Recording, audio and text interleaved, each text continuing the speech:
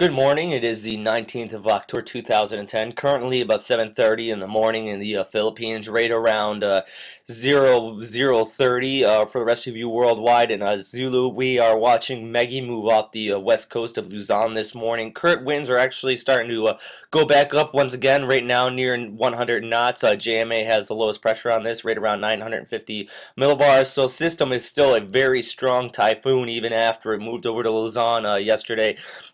Only one report of death right now. I'm hoping that number does not rise, but still a very grim situation out there as this made landfall with wind speeds upwards of 140 to 150 knots. So still a very dangerous storm, though. Most of the typhoon winds have already moved offshore, but still tropical storm force winds extending several hundred miles from the center of circulation throughout much of northern Luzon. Manila still reporting strong rain showers and light winds right around 10 to 15 knots at this time, but still there's those outer rain bands that extend out very far from several thousand miles from the center of circulation here, all the way down through Mindanao and even parts of Borneo are seeing some of the outer rain bands here. And these can actually have embedded thunderstorms and embedded tornadoes within those rain bands. So still a very dangerous situation after the system has already moved off the west coast here.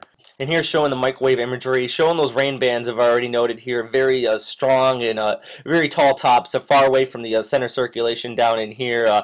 The system already is starting to regain strength here as you see the cyclonic circulation here, and it ends up building up on the southern periphery here. And some of these rain bands are actually making their way towards the metropolitan area here down in Quezon City and Manila. So you could see some very strong rain showers still out of this, as well as these rain showers farther to the south here. Now here's a video uploaded by Jeff Mackley. He's actually in a party and some very damaging winds out in that area, and it's still a very dangerous situation that happened when the system made landfall here, but some very good videos by this world-renowned storm chaser here. So still waiting on our video from James Reynolds to show up. He's at typhoonferry.com, and he'll have his videos posted, I'm sure, as soon as he is available to get those videos uploaded.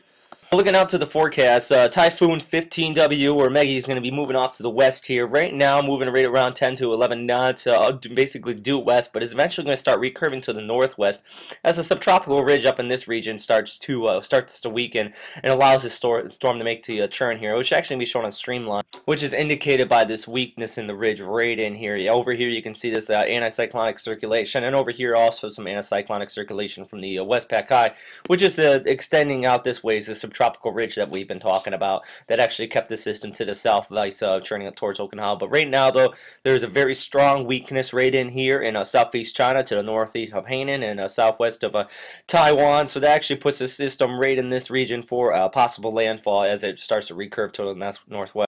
Now here's the official warning from the Hong Kong Observatory. It has this system turning to the northwest as well, basically along the same track as JTWC. But big thing I do want to note is that the cone of this warning still extends from here all the way out here towards Hainan, which I already noted has about 140,000 people already evacuated per the news out in that region. So already preparing for massive flooding out in that region, and already this entire area up in here is still suffering from flooding. And very sad news actually already out of Vietnam just yesterday. Some monsoonal rain picked up, actually right up in this area, picked up there and washed a bus of 20 people died in that bus. So still a dangerous storm. Many more people are missing. So this is a very deadly situation if the system does end up moving up towards this entire region here, still suffering from monsoonal rains. But if it does stay on the current track as it is showing right now, though, that actually puts Hong Kong in the right front quadrant of the storm. So that's the most dangerous semicircle of this storm, which because you contribute the overall circulation of storm plus forward movement. So if the storm's moving at 10 knots, you also add another 10 knots onto the winds of the storm there. But that is all for right now. Everybody, still a very strong storm out there. I also want to note, though, that the cone still extends from here clear out down to Hughes. So this is a very wide range of air as far as any landfall from Vietnam to Hainan, southeast China. And even Taiwan still needs to watch this system very closely, as this system could possibly even recurve out that way, even though they are right outside of the cone of air right now. But that is all for right now, everybody. If you have any questions, please contact me at westernpacificweather.com. You can also find me at storm2k.org. Some very good meteorological discussion there as well. And still waiting on for those on-the-ground reports out of Apari from typhoonferry.com as well. So if you have any questions, please contact me. Please stay safe out there, everybody, and I will have another update later this evening. Bye.